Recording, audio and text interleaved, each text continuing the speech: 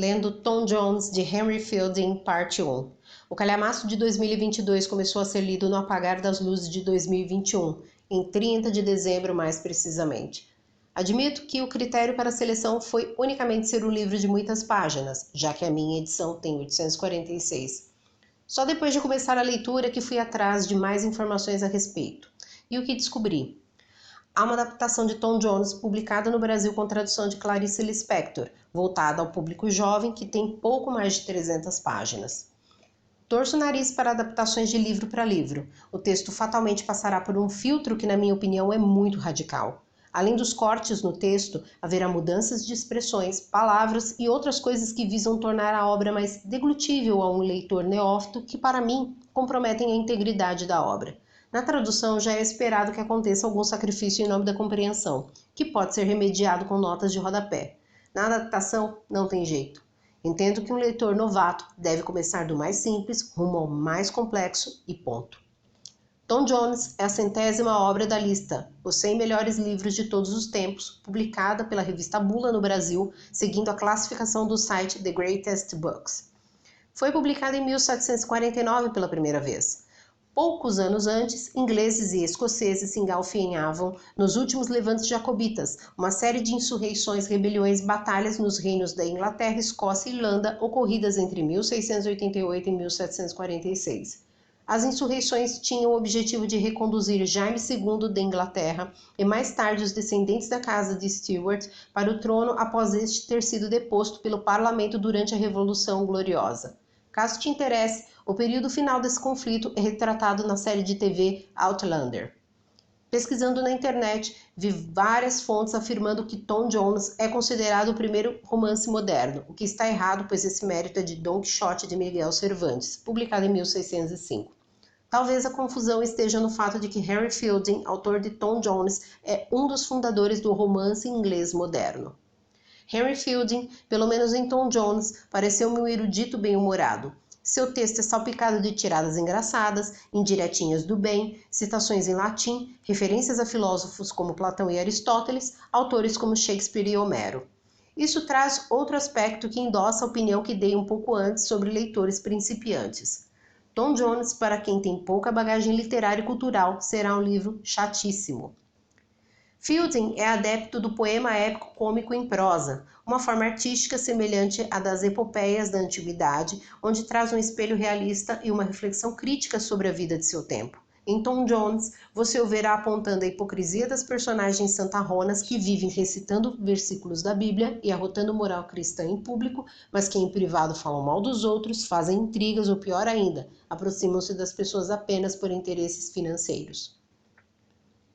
Há ainda quem classifique Tom Jones como um romance picaresco, um subgênero caracterizado pelo uso do humor e da sátira para trazer, com abundância de detalhes, as aventuras de protagonistas malandros, geralmente vindos das camadas mais baixas da sociedade e que acabam se sobressaindo. Faz sentido quando verificamos que entre as principais características desse tipo de obra estão: 1. O protagonista é um pícaro, de muita baixa posição social, descendente de pais sem honra. Sua aspiração é melhorar de condição social e para isso recorre à sua astúcia e a procedimentos ilegítimos. Vive à margem dos códigos de honra próprios das classes altas da sociedade de sua época, e a liberdade é o seu grande bem.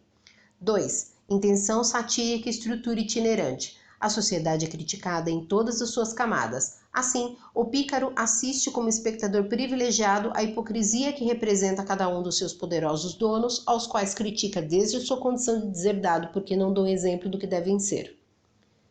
Em minha breve pesquisa, evitei a todo custo entrar no que de fato se tratava o enredo.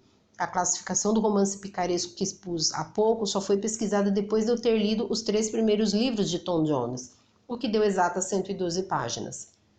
Falando da obra a partir daqui, digo para você, meu ouvinte, não foi fácil vencer esses primeiros livros de Tom Jones, sobretudo os 2 primeiros.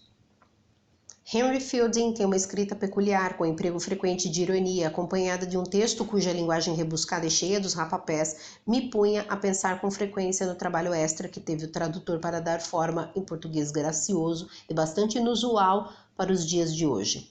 Sentenças longas com excesso de vírgulas, o uso constante de eufemismos e voltas retóricas para não ser tão direto, especialmente quando o assunto é falar mal de alguma personagem. Vale salientar que, sendo uma obra do século XVIII, é normal ser bastante descritiva para paisagens e ambientes, o que pode cansar leitores mais habituados a autores menos detalhistas.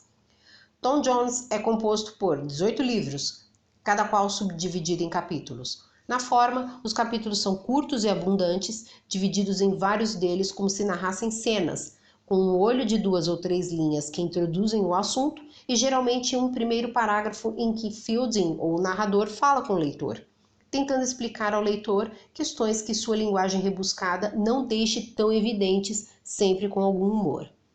Até aqui fiquei com a impressão de que cada livro corresponde a um ato e os capítulos a cenas, ainda que guarde essa semelhança estrutural com uma peça de teatro, onde os diálogos são pouquíssimos.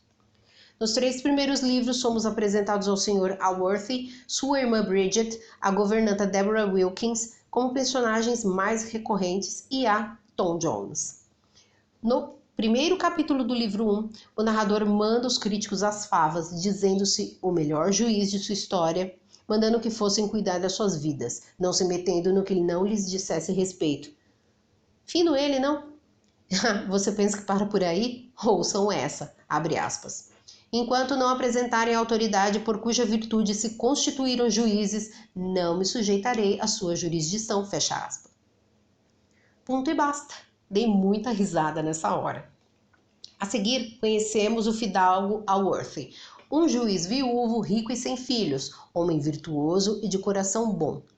Bridget, a irmã solteirona dele, que segundo o narrador não é nem bonita nem feia, e a governanta Deborah Wilkins, uma senhora de 56 anos que, em nome de manter-se em boa conta com os patrões, faz de tudo para agradá-los diante destes, mas que pelas costas não passa de uma velha fofoqueira hipócrita que desconta nas pessoas que considera inferiores a frustração e a raiva da própria condição de condescendência e subserviência aos patrões.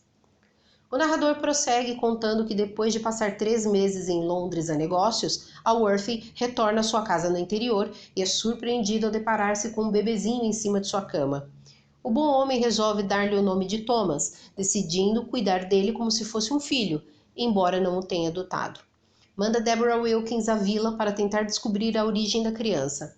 A governanta faz sua investigação e chega a Jenny Jones, uma jovem criada que se tornou estudante na casa do mestre de meninos. Alworthy manda chamá-la para passar-lhe uma reprimenda, pedindo que depois deixasse a cidade.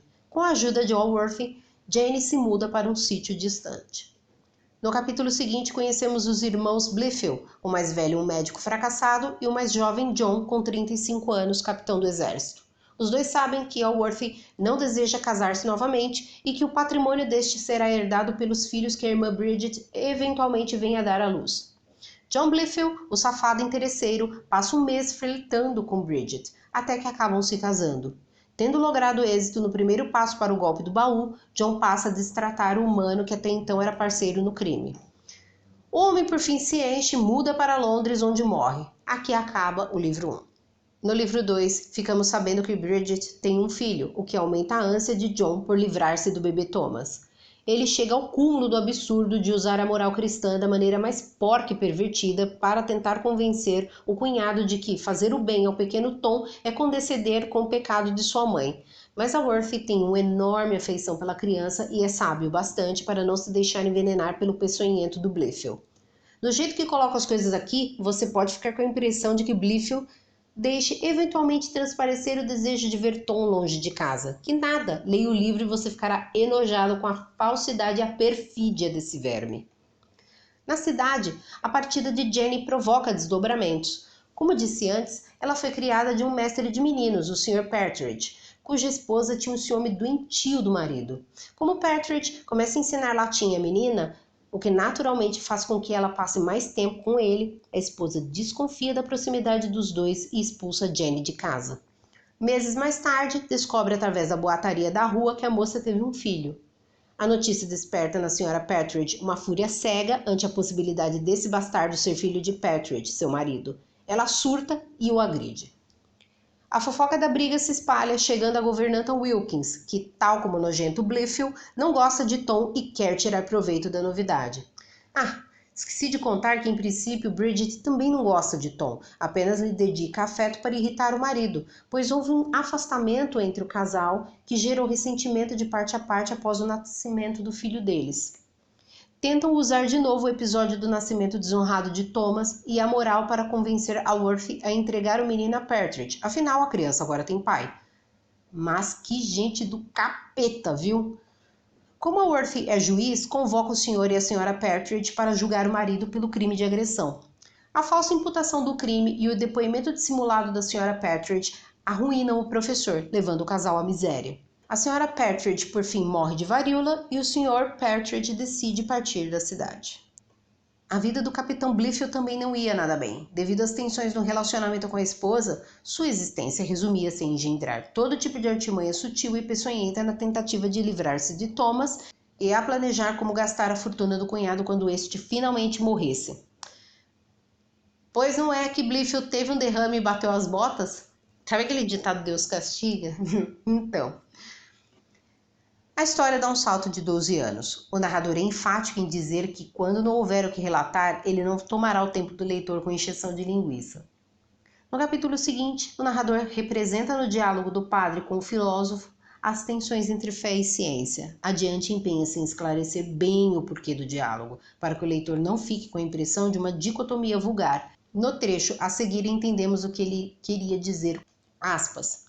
Em suma, não é a religião nem a virtude, senão a ausência delas, que daqui se expõe ao ridículo.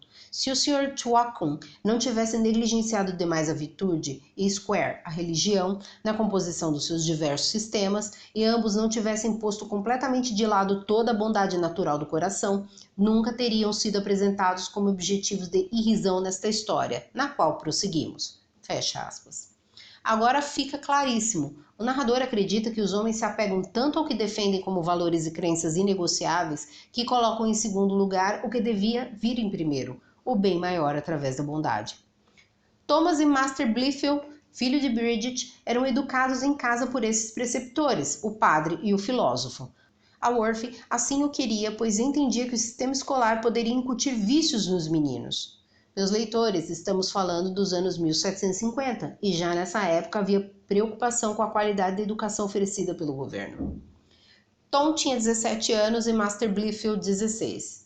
Tom é travesso, aventureiro, pouco dado aos estudos e às formalidades da vida em sociedade. Blifil era o seu contrário e já adolescente comportava-se com algo daquela falsidade que vimos no pai com quem ele não conviveu e a governanta Duas Caras. Percebam nessa rápida passagem. Abre aspas.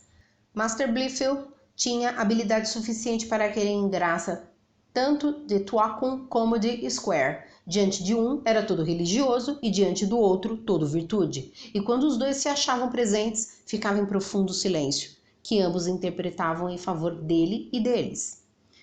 Fecha aspas. No próximo capítulo, ficamos sabendo que os preceptores também estão de olho na viúva rica e, para conquistar sua afeição, judiam de Tom e tratam melhor Master Blifil, achando que com isso granjeariam a simpatia da mulher. Não estranhe o interesse do padre Thwackum, pois graças a Henrique VIII, desde 1535 na Inglaterra anglicana, padres podem casar. E veja só que coisa, podem se casar apenas por dinheiro. Mas o que Thwackum e Square não sabem é que Bridget passa a gostar de Tom mais do que do próprio filho, porque Master Blifil lembrava-lhe o marido que ela detestava. E com isso chegamos ao final do primeiro vídeo sobre Tom Jones de Henry Fielding. Assim que possível retornarei com novos comentários sobre Tom Jones, um livro que, se você resistir bravamente às primeiras páginas, se sentirá muito recompensado com uma história divertidíssima, pode acreditar. Por hora, inscreva-se no canal, ative as notificações e fique ligado. Até mais!